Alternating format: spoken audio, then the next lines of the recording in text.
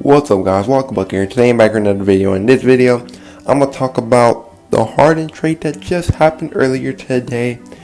And I'm going to just talk about mostly how the trade affects Brooklyn and Houston, but also talk about how it kind of affects the Pacers and the Cavs too, because they were involved in this trade as well.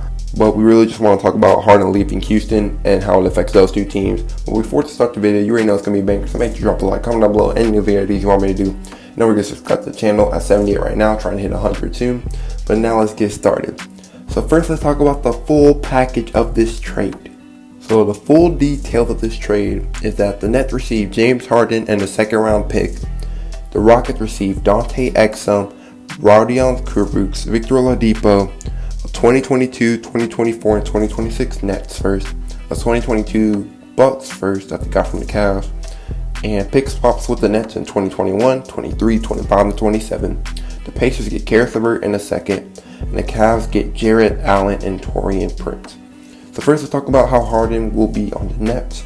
It really sets them with a lineup of Kyrie Irving, James Harden, Joe Harris, Kevin Durant, and DeAndre Jordan.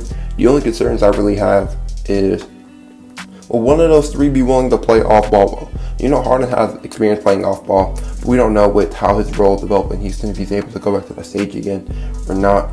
We know KD is a good catch and shoot guy, but he likes to do most of his damage on the ISO. And Kyrie is a huge ISO type of guy as well. But if one of those three guys is able to play off-ball a little bit more than they usually do, I think this team could have real good success. And it's really going to depend on if their bench is really going to step up. We're going to need good games from guys like Bruce Brown and Jeff Green and Timothy Luwawu-Cabarrot, and we're going to need them all to step up and help this Nets bench that takes them way and beyond, because you just lost a lot of future assets to Houston. So if you're not title contenders, this trade is an absolute bust. You need to at least win one ring with this big three, or just win one ring in general within these next 8 years. I would prefer multiple because you traded 8 picks for a ring, so I would try to get 2. But if you can get a ring, I won't say it's a huge L for you, but if you don't get any rings, this is a huge L for you. And as for the Rockets, they're getting some role players like Dante Exum and Rodion Kurucs. I don't think they're going to have much importance. But getting a guy like Victor Oladipo, a good wing who can defend. They had Karis LeVert from the deal, but they traded LeVert for Oladipo. I think Oladipo could be a really good two-way wing, and he's having a really good year right now, averaging 20 points and shooting decently well compared to what he shot last year. I feel like he's starting to find his groove.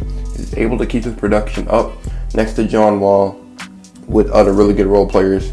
It could work really well, but it also means we're going to maybe see the breakout of Christian Wood, which I'll be excited to see. And then with this haul of picks, I think it's a really good haul, because if you're able to get 8 picks, even though it's for an MVP type guy, 4 picks unprotected and 4 pick swaps, I think it's a good haul, especially if you don't have your own picks. It basically confirms that you're going to get some young prospect within the next 7 draft classes, as you have basically the Nets' whole future. So if the Nets end up choking, Harden leaves, KD leaves, or Kyrie leaves because they aren't winning, you could get really good picks, which is really what you want. I think if they're able to do that, that would be well. Maybe they could try to re-sign Victor Oladipo. I'm not sure he's going to want a bag if he performs really well. I'm not sure if the Rockets would be willing to pay that.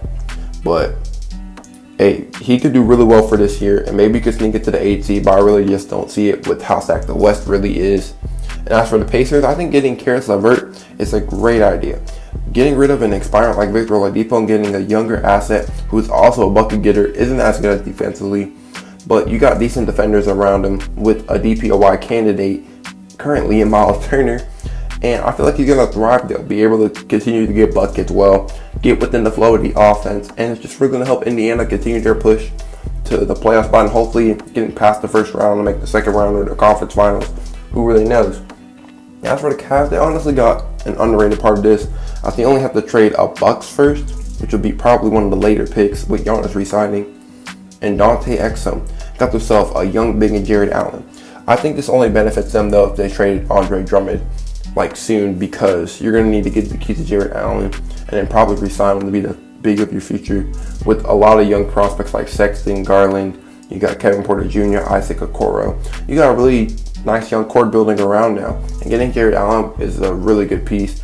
Hopefully he doesn't ask for too much, so then you can secure him on a pretty good deal and he continues to develop so he could be a steal of a contract. But yeah, I think Drummond's going to have to definitely go now, because you don't want him being in the same role that DeAndre Jordan was in, just taking away the minutes from Jared Allen, making him not look as impressive as he really is. But I think the Cavs got an underrated piece. Taurean Prince, not really a fan of.